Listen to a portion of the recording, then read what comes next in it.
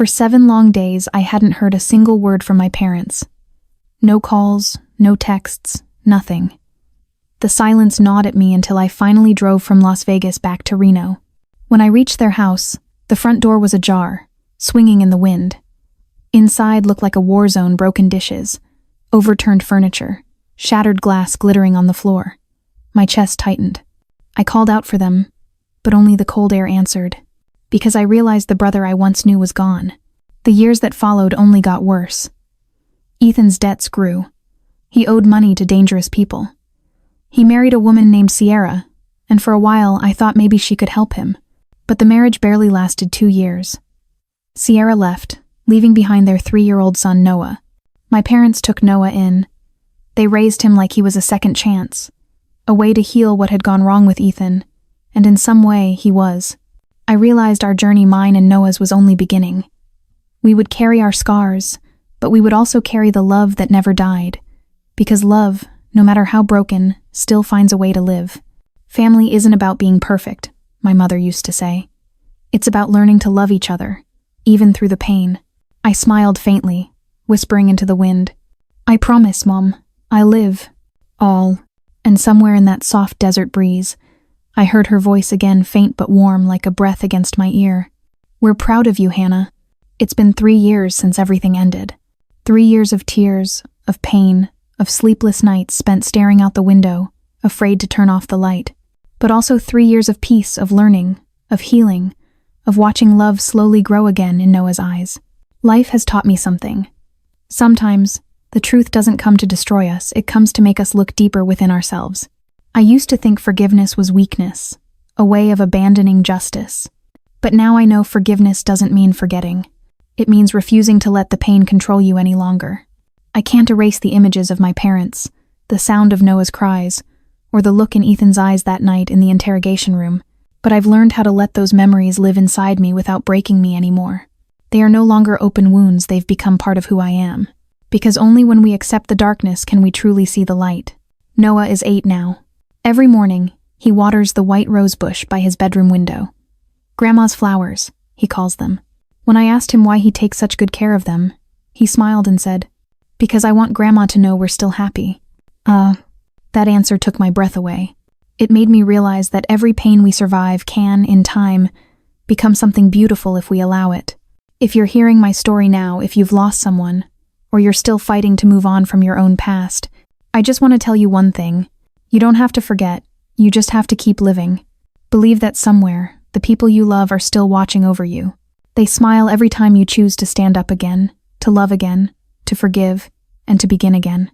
Because in the end, family never truly disappears. They live within us in every kind word we speak, in every act of love we give back to the world. My name is Hannah Collins, and this isn't just a story about loss.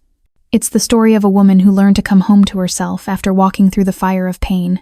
Noah was the light in our fractured family. Every time I visited, he would run up to me, his little arms wrapping around my legs. "Aunt Hannah," he'd say, and for a moment, everything felt right again. But not even Noah's laughter could fill the cracks between me and my parents. Every visit felt like walking into the same old storm. Mom would talk about Ethan, how he'd come by again, asking for money, promising to change. Dad would sit quietly, his face lined with exhaustion. I listened, nodding, but inside I was numb. I'd long accepted the truth: you can't save someone who doesn't want to be saved. Then, last month, Mom called more often than usual.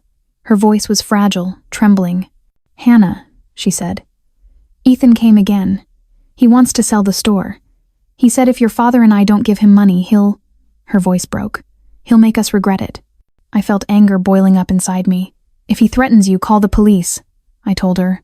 She just sighed. "He's still my son. I can't do that." That night I couldn't sleep. I kept picturing my mother's shaking voice, my father's tired eyes, and little Noah caught in the middle of it all. I thought about going back to Reno, but work was overwhelming. I convinced myself it would be fine. My parents had dealt with Ethan's mess for years. What could be different now? I was wrong.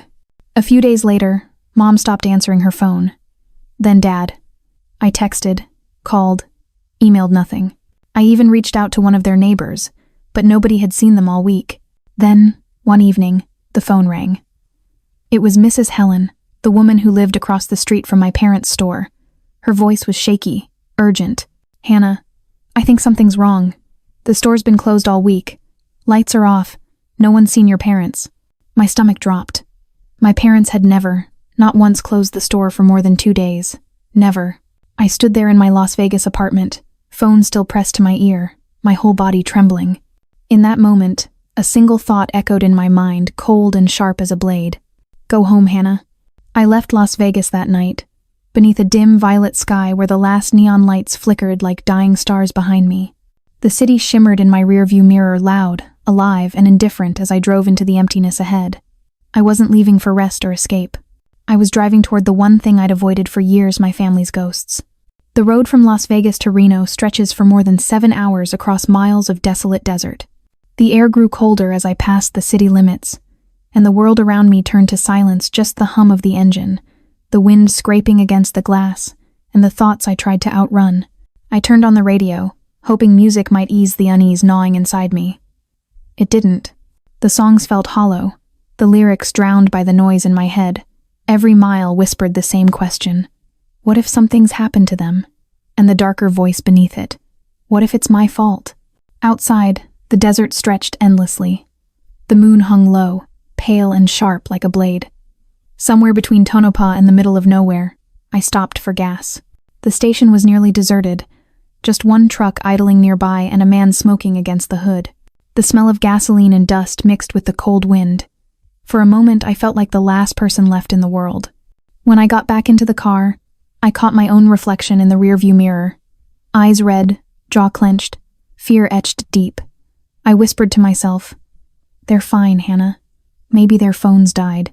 Maybe they went on a short trip." Lies, soft, comforting lies I didn't believe. Then I thought of Ethan. It had been almost 3 months since I'd last heard from him. Mom once said he'd shown up late one night, not alone. "He brought men with him," she'd said, her voice trembling. "They looked dangerous." I'd pushed that memory away, buried it under work and routine. But now, it surfaced again, vivid as if she'd just whispered it in my ear. By the time I reached Reno, dawn was bleeding over the horizon. The town looked the same small streets, the same tired houses, but everything felt off, like the air itself was warning me to turn back. Then, from the hallway closet, came a faint, trembling sound, breathing soft, uneven, and horrifyingly human. "Hello, my name is Hannah Collins. I'm 32 years old and work as a manager at a small but lively hotel in Las Vegas, Nevada, the city of dazzling lights and hidden loneliness. From the outside, my life looks stable. A good job, a tidy apartment, and a schedule so packed that no one would ever guess how empty it sometimes feels. I drove straight to Collins Market, my parents' grocery store, the one they had poured their lives into. The wooden sign still hung above the door, faded and crooked from years of Sunday. I pulled over and turned off the engine. The store was dark, completely lifeless. The metal shutter was down, dust clinging to the glass. Through the window, I could barely make out the outlines of shelves and counters swallowed by shadow. Not a single light flickered inside. That store had never been closed for more than 2 days. Dad used to say, "People have to see the lights on. That's how they know we're still alive." Now the store looked like a grave. My throat tightened. I got back into the car and drove the short distance to my parents' house. The street leading there hadn't changed 2 rows of bare trees, houses huddled together under the dim morning sky. But as I turned onto our driveway, my stomach twisted. The house, pale beige, with its old oak tree out front, stood in the cold dawn light, motionless. And the front door was slightly open, swaying in the wind. I parked, stepped out, and felt the chill cut straight through my jacket. "Dad? Mom? Noah?" I called out, my voice trembling. No answer. Only the wind, brushing dry leaves across the porch. I walked up the steps, each creak of the wood echoing louder than it should. The door opened easily, too easily, and what I saw inside made my breath catch. The living room was a wreck, the sofa overturned, curtains torn, shattered glass scattered across the floor, glittering in the faint morning light. A deep crack split one of the walls, like something heavy had slammed against it. The air smelled of dust, and something faintly metallic like rust or blood. I stood frozen in the doorway, heart pounding. "Mom? Dad?" My voice cracked. Silence. I tried to reason with myself. Maybe they'd been robbed, maybe they'd left in a hurry. But then I noticed the coffee mug still on the table, half empty, cold, with a thin ring of residue drying inside. Next to it lay Dad's glasses. He never went anywhere without them. My hands began to shake. I pulled out my phone, ready to call the police, when I heard a faint sound coming from the end of the hallway, a soft, uneven breathing. I froze. Someone was still inside. Holding my breath, I stepped carefully down the hall. The sound was coming from my parents' bedroom. The door was ajar, the darkness beyond thick and still. I pushed it open slowly. It creaked, the sound slicing through the silence. The room smelled of dust and damp. The bed was made, untouched, but there were muddy footprints on the floor, small, erratic ones. My voice barely rose above a whisper. "Noah, sweetheart, is that you?" No answer. Only the ragged sound of breathing, now closer, trembling, human. My gaze fell on the closet in the corner. One of its doors was slightly open, a sliver of blackness behind it. Something inside moved. Every hair on my neck stood on end. I approached slowly, knees weak, palms slick with sweat. My hand gripped the knob. My heart beat so hard I could hear it. I took a deep breath, whispering to myself, "It's just a cat, or a raccoon. Don't be stupid, Hannah." But deep down, I knew it wasn't. I pulled the door open. The hinges screamed, and the darkness inside swallowed the weak light from the hallway. Then I saw it. A small figure curled up in the corner, fragile, trembling. It was Noah, my 6-year-old nephew. His face pale, eyes hollowed by fear, lips cracked. His clothes were filthy and wrinkled, clinging to his thin frame. In his arms was a torn teddy bear, the same one I'd given him last Christmas. When the light hit his face, he flinched, whimpering softly. My whole body went cold. I knelt, my voice breaking. "Noah, sweetheart, it's me. It's Aunt Hannah." He stared at me, eyes red and wide, panic flickering behind them. For a moment, he didn't move. Then, suddenly, he threw himself into my arms. His body was icy, fragile, and as I held him close, I realized he was shaking uncontrollably. He clutched my shirt tightly, burying his face against my shoulder, gasping like he hadn't spoken or eaten in days. His skin was warm with fever, his breath shallow. I whispered, tears stinging my eyes, "It's okay, baby. You're safe now. I've got you." But even as I said it, I knew it wasn't true. Because when I looked into Noah's eyes, those wide, haunted eyes, I saw something far worse than fear. I saw a memory, and I understood, with a sickening certainty, that this child had seen something no one ever should. But if you asked me about family, about the place where I grew up, Reno, my answer would not be so simple. Reno holds both the warmest parts of my childhood and the deepest cracks in my heart. Even after more than 10 years away, the memories are as vivid as yesterday. I was born and raised in Reno, a small town nestled between Nevada's mountains, where everyone knows each other, and time moves slowly. I carried Noah out of that dark, broken house, my arms trembling as his tiny body lay limp against my chest. He was freezing cold in a way that felt wrong, unnatural. His small hands clutched the torn teddy bear so tightly that his knuckles turned white. He didn't cry. He didn't even blink. He just stared blankly, his breath shallow, his skin ghostly pale. Outside, the Nevada wind howled, cutting through my jacket. I opened the car door and gently set him in the back seat, wrapping him in a blanket I'd grabbed from the sofa. His little lips were dry and cracked. When he exhaled, the sound was faint like paper tearing. I started the engine, pressing the gas harder than I should have. The empty streets blurred past.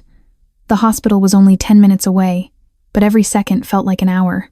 I kept glancing at him in the rearview mirror, terrified he might stop breathing. "Hang on, Noah. Please, hang on," I whispered, again and again, as if repeating it could keep him alive. When I reached the ER entrance, I slammed the brakes and jumped out, shouting, "Help! Please! I need help! There's a child! He's not moving!" A team of nurses rushed forward with a stretcher. A woman, doctor, short hair, calm face, ran up to me. "Are you the boy's mother?" she asked quickly. I shook my head, my voice trembling. "No, I'm his aunt. I found him. He was..." My throat tightened. He was hiding in a closet. The doctor froze for just a heartbeat, then barked orders to her team. They took Noah from my arms and wheeled him away. I followed until I reached the door to the emergency room, where a nurse held me back. Through the small glass window, I could see them working IV lines, monitors, oxygen masks. A few minutes later, the doctor stepped out. Her face was professional, but her tone was soft. "He's dehydrated and severely malnourished," she said. "It looks like he hasn't eaten or drunk anything in several days. We'll stabilize him. He's very weak, but he's alive." Alive. The word echoed in my chest, both a relief and a dagger. Because if Noah had been there for days, starving and alone, where were my parents? I sank into a chair in the hallway, covering my face with my hands. My body shook. I didn't realize I was crying until I tasted the salt of my own tears. Around me, the hospital hummed with quiet activity, distant voices, beeping monitors, footsteps. But everything felt muffled, as if I were underwater. Then, a voice beside me, calm, firm. "Miss Collins?" I looked up. A tall man stood there, dressed in a dark gray suit, a badge clipped to his belt. His expression was serious but not unkind. Beside him was a young female officer, with sharp eyes and a notepad in hand. "I'm Detective Matthew Harris," the man said. "This is Officer Lauren Hayes. We were notified that a child was found under unusual circumstances at the Collins residence. That's your parents' home, correct?" I nodded weakly. "Yes, George and Elaine Collins. They're my parents. I can't reach them." "I'm sorry, Miss Collins," Matthew said softly. "We need to ask you some questions about what you saw at the house and how you found your nephew." I took a shaky breath and told them everything. From the moment my parents stopped answering calls, to driving back from Las Vegas, to finding the front door open, the wrecked living room, the sound coming from the closet, and Noah curled up inside. They didn't interrupt. When I finished, there was a long silence. Matthew finally spoke, his voice low and deliberate. "The house will be sealed for investigation. We'll send a forensic team first thing in the morning. Please don't go back there alone." I nodded, my voice barely a whisper. "I won't." Lauren flipped through her notes, then asked gently, "Do you know of anyone your parents might have been in conflict with recently? Someone who might have come to the house?" I hesitated, then said the name I'd been avoiding. "My brother, Ethan." Her pen paused. "Ethan Collins?" I nodded. "Mom told me he came by a few weeks ago, with some men. She said they scared her, but she didn't call the police. She said he was still her son." Matthew's jaw tightened slightly. He scribbled something in his notebook. "Do you know where Ethan is now?" "No," I whispered. "I haven't spoken to him in months." He exchanged a look with Lauren, quiet, understanding, but unmistakably grave. "We'll find him," he said finally. "My father, George Collins, was a quiet man, soft-spoken but steady, with kind eyes that always seemed to hold patience. My mother, Elaine, was the gentlest woman I've ever known. She smiled even when she was tired, and had a habit of brushing my hair behind my ear whenever I felt sad. They ran a small grocery store on Main Street, a modest, weathered place that always smelled of freshly baked bread and old wooden floors. That store was my world. It was almost 3 a.m. when the hallway emptied. I sat there alone, a paper cup of cold coffee in my hands, staring at the light above the ER door. When the clock hit 4, the nurse came out. "He's awake," she said softly. "He's weak, but stable. You can see him just for a few minutes." I stood up so fast my chair nearly fell backward. Inside, the room was dim, the walls humming with the quiet rhythm of machines. Noah lay small and still in the bed, an IV line taped to his wrist. His eyes fluttered open when he heard my footsteps. "Aunt Hannah?" His voice was hoarse, barely a whisper. I choked up instantly. "I'm here, sweetheart. I'm right here." He blinked, a tear sliding down his cheek. Don't go away." "I won't," I promised, brushing his hair gently. "I promise I won't leave you." The door opened quietly behind me. Detective Harris and Officer Hayes stepped in, moving slowly so they wouldn't startle the boy. Matthew spoke softly, almost like a father would. "Hey, buddy, I'm Detective Harris. I'm here to help you, okay? Can you tell us what happened at the house?" Noah's little hands gripped the teddy bear tighter. He shook his head, tears filling his eyes again. I leaned closer, holding his hand. "It's okay, Noah. You can tell us. You're safe now." For a long moment, he said nothing. The only sound was the ticking of the wall clock. Then, finally, in a trembling whisper, he said, "Dad came home. But he wasn't alone." My blood ran cold. Matthew crouched beside the bed, his tone careful. "Who was with your dad, Noah?" The boy swallowed hard. "Men. Big men," they yelled. Grandpa yelled back. Grandma cried. I got scared, so I hid. I could barely breathe. "And then what happened?" I asked softly. Noah's voice cracked. There was a loud bang, things breaking, and then Grandma screamed. Then, nothing. The silence that followed was unbearable. I felt the floor drop beneath me, the air sucked out of the room. Matthew looked at the boy, his expression dark and heavy. "Noah," he said gently, "did you see their faces? The men who came with your dad?"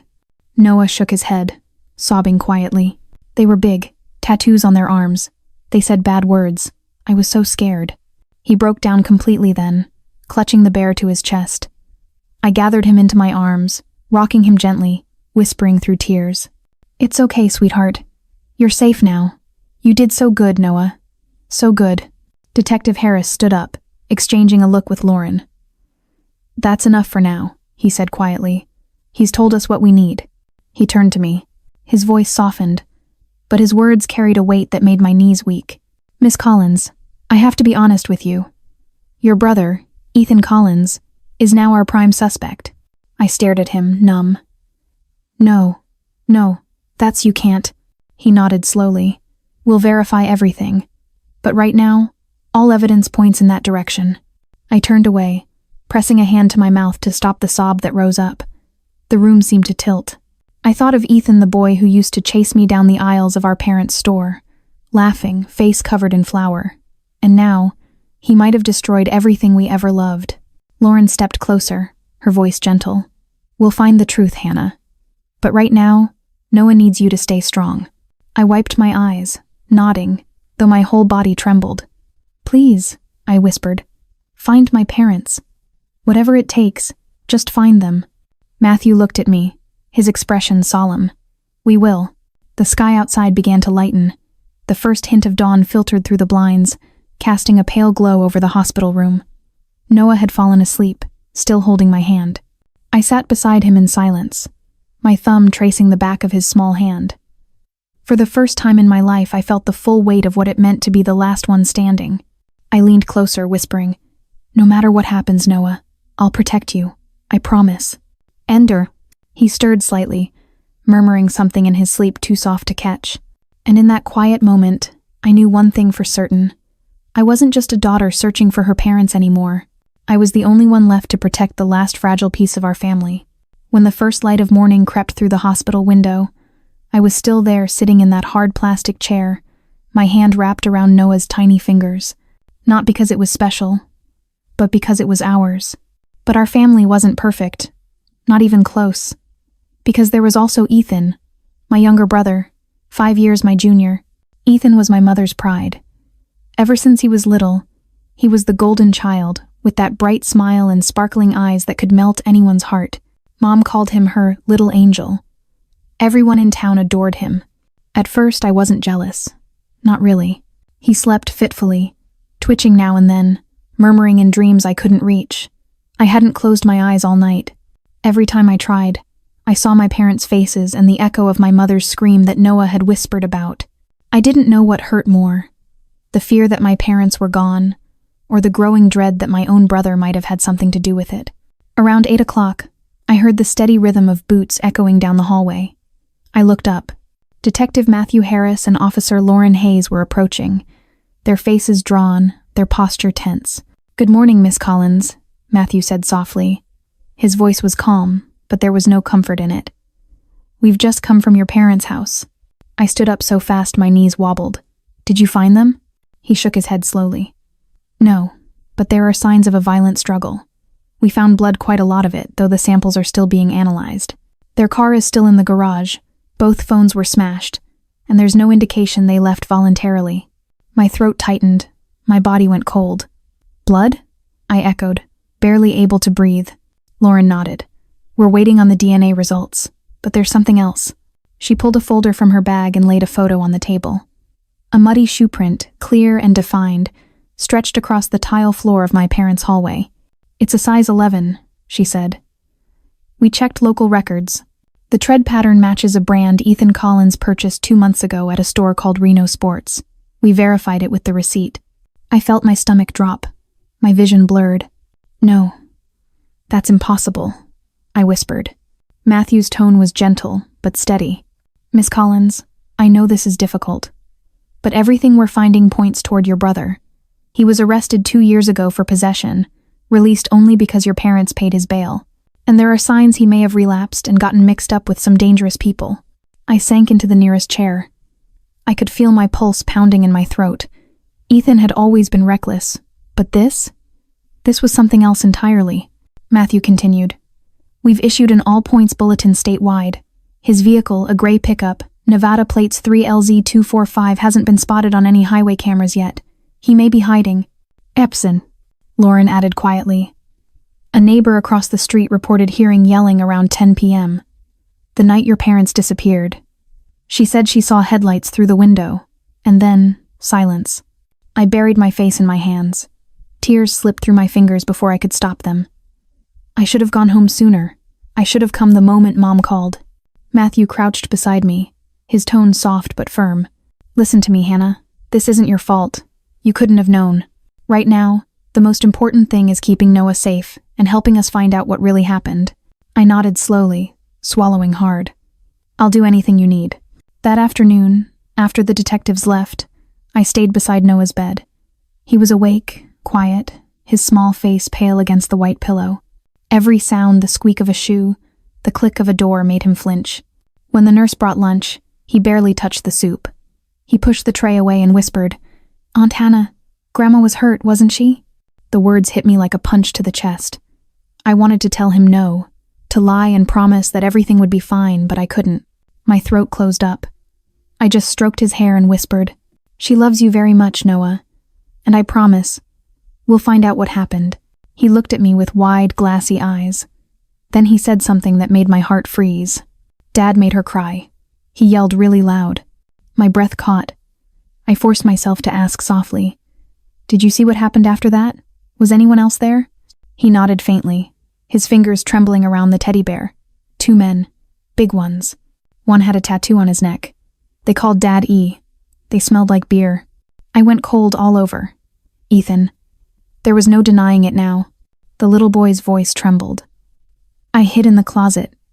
Then it got quiet. I waited for Grandma to come get me, but she didn't.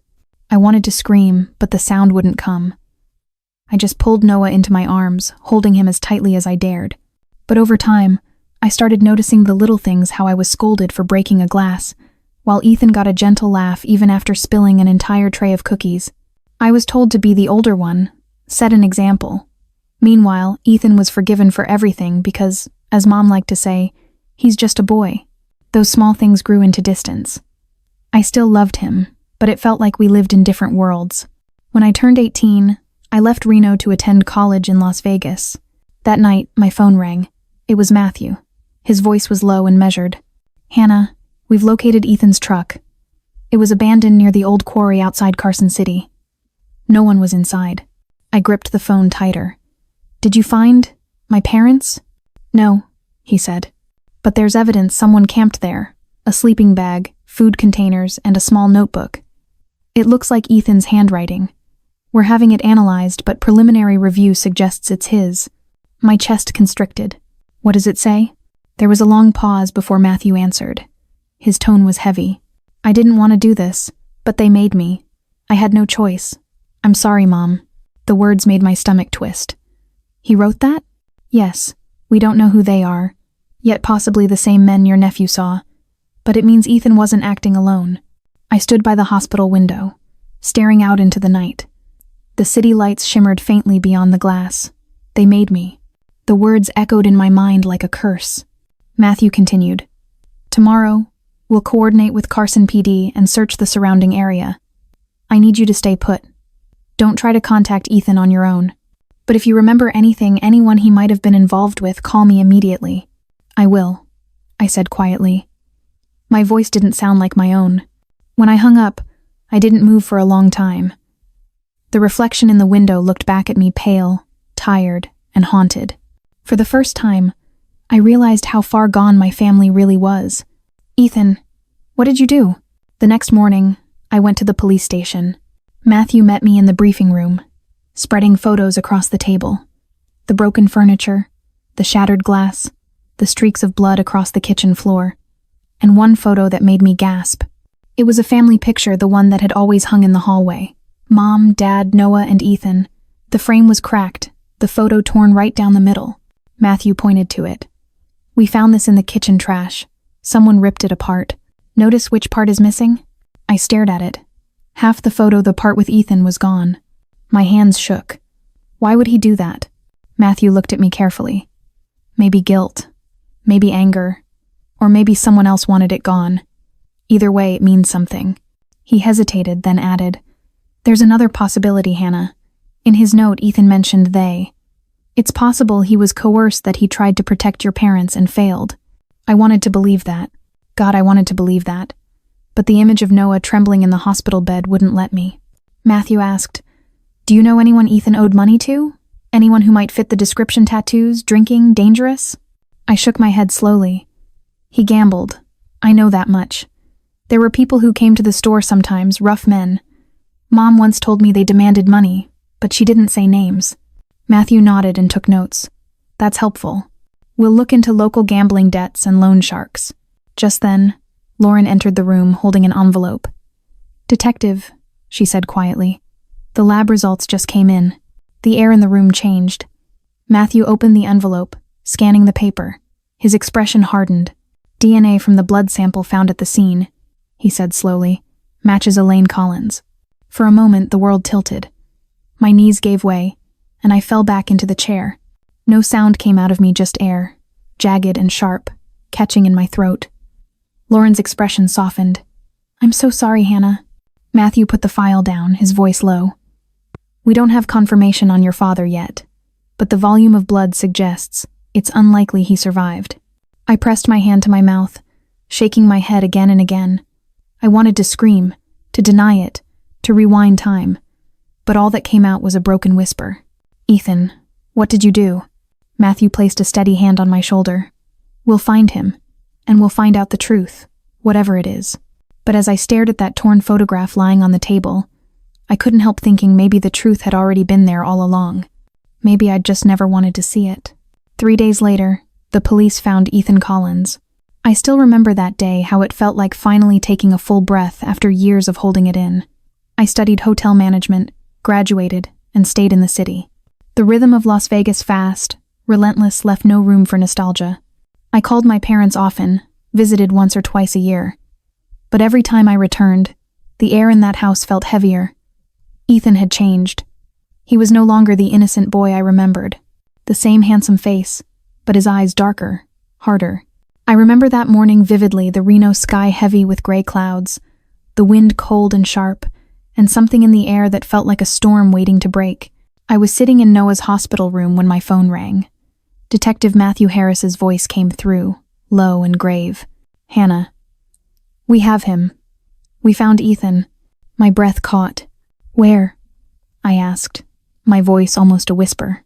"In the woods behind the Carson quarry. A local spotted smoke rising from an old cabin. When the deputies got there, Ethan was inside. He didn't resist." I gripped the phone so hard my knuckles went white. "And my parents?" There was a pause too long. Then Matthew said quietly, "We found 2 bodies nearby."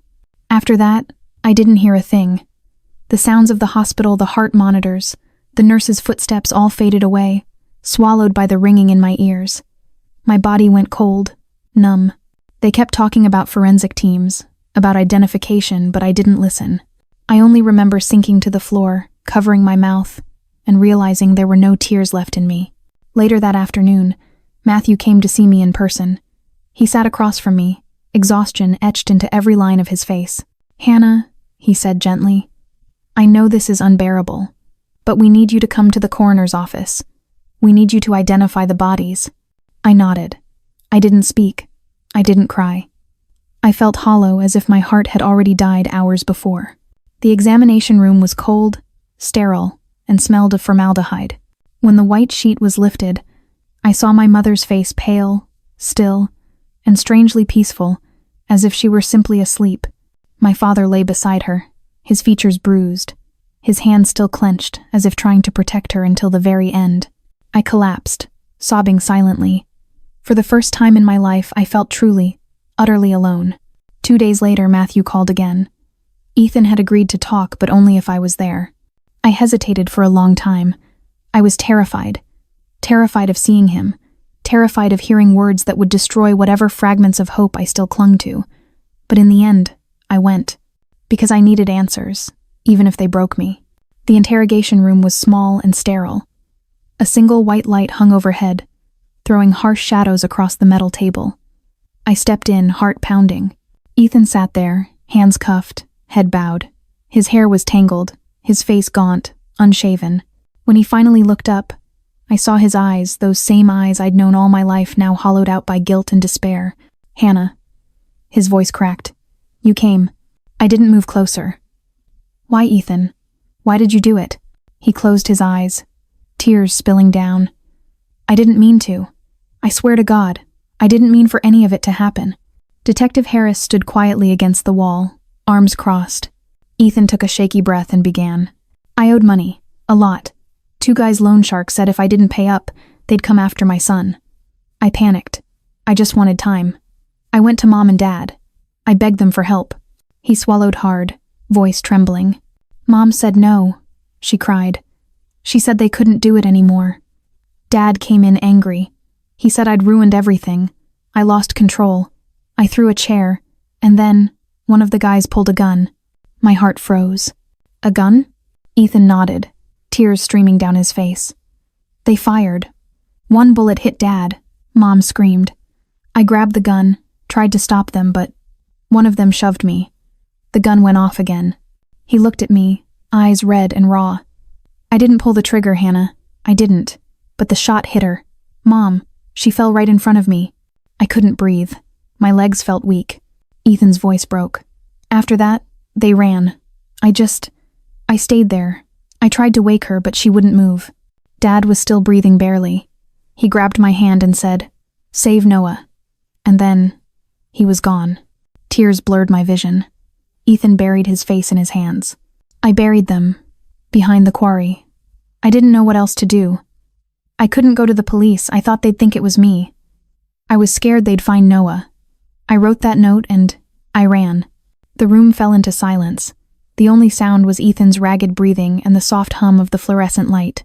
He dropped out of school, started hanging around the wrong crowd.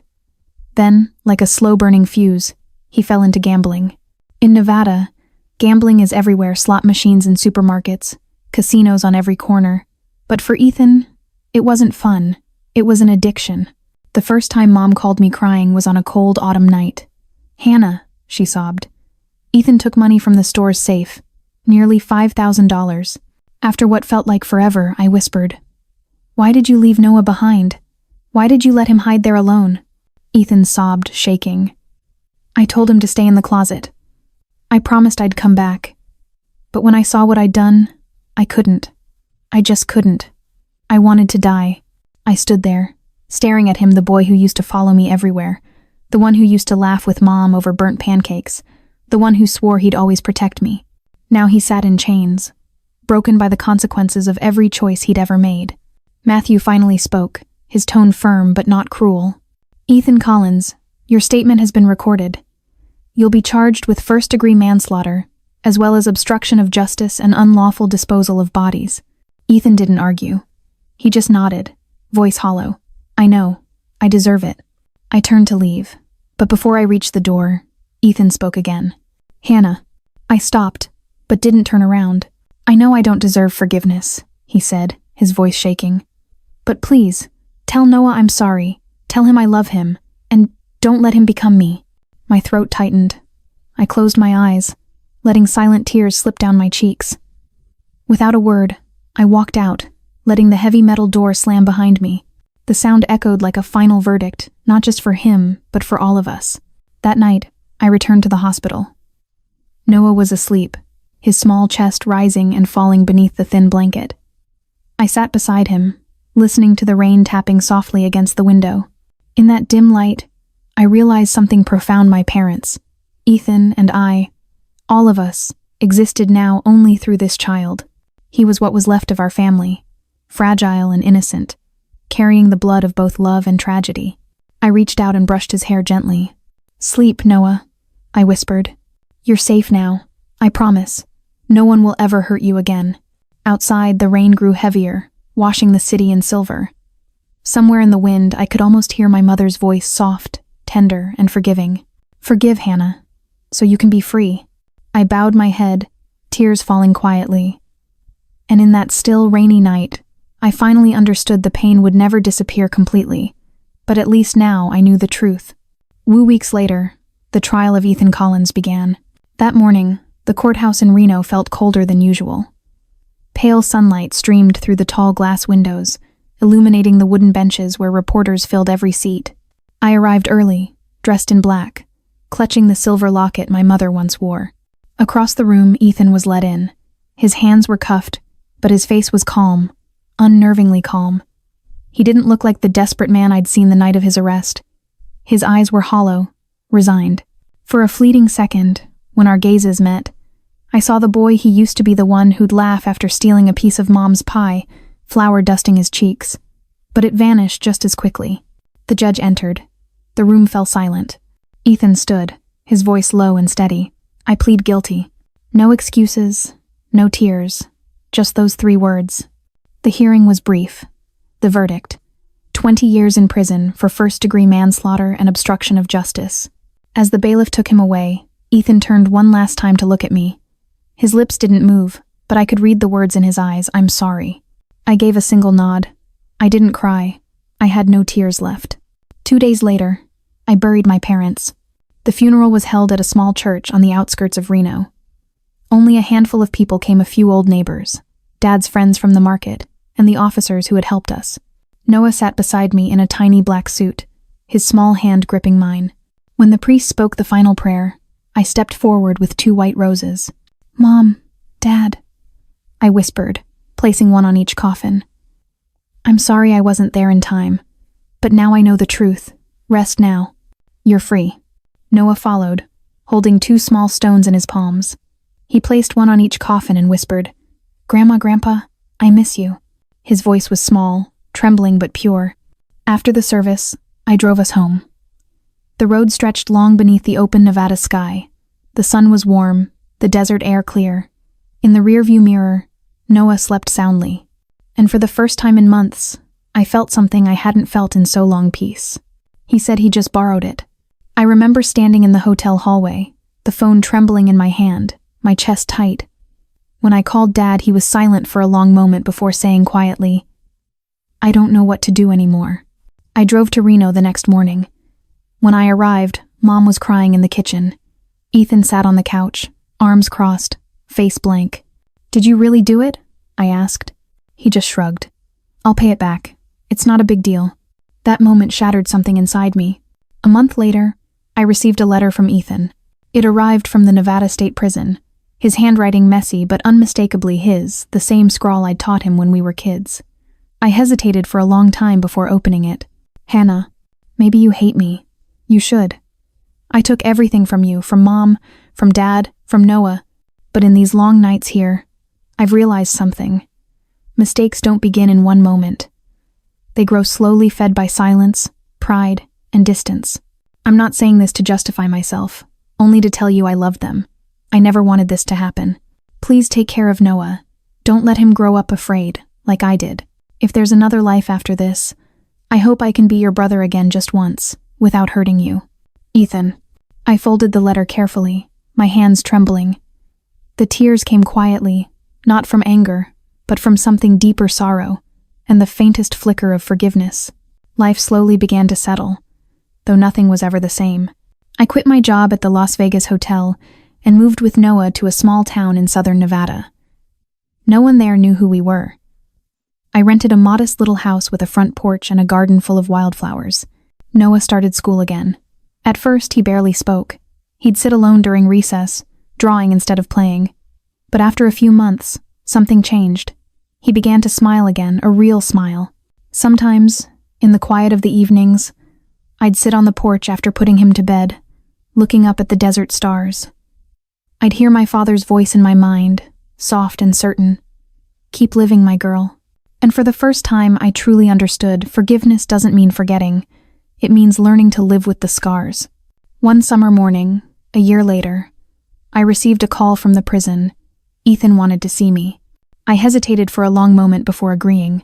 When I entered the visitation room, I almost didn't recognize him. He was thinner, his face lined, but there was something different in his eyes, not despair, but acceptance. "Hannah," he said softly. "How are you holding up?" I asked. He gave a faint smile. "I'm okay, in my own way." We sat across from each other, separated by a thick glass wall. His voice trembled slightly. "How's Noah?" "He's doing well," I said. "He remembers you." His eyes filled with tears. "Thank you for taking care of him." I studied him for a long moment, this man who had destroyed everything, yet had once been the little brother I'd sworn to protect. "Ethan," I said quietly, "I don't know if I can ever truly forgive you, but I don't hate you anymore. Hate won't bring them back, and I don't want Noah to grow up in that darkness." And tears rolled down his cheeks. "You're still the same, Hannah," he said hoarsely. "Still better than I ever deserved." I shook my head. "No, I'm just tired of hurting." Before I left, I picked up the phone on my side of the glass. "Live better, Ethan," I said softly. "Mom and Dad have forgiven you. Don't make them regret it." He nodded, his lips trembling. "I'll try." I stood, turned away, and walked out into the sunlight. This time I didn't cry. I looked up at the sky, the sun breaking through clouds, and for the first time, it felt warm again. A year later, Noah and I planted a white rosebush in our garden, right beneath his bedroom window. "This one's for Grandma," I told him. He smiled, his eyes bright in the morning light.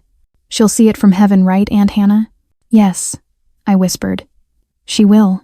Every morning, when the sunlight touched those white petals, I felt my parents close, not gone, just changed, watching quietly from somewhere beyond. As for Ethan, I wrote to him once a month, not to reopen the wound, but because I'd learned something important. Forgiveness isn't about freeing the one who hurt you. It's about freeing yourself. On the last night of summer that year, I stood on the porch as the desert wind swept through the valley. The air was warm, carrying the scent of sand and roses. I closed my eyes and let the memories come, the laughter, the pain, the words left unspoken. But this time, they didn't hurt. They simply were.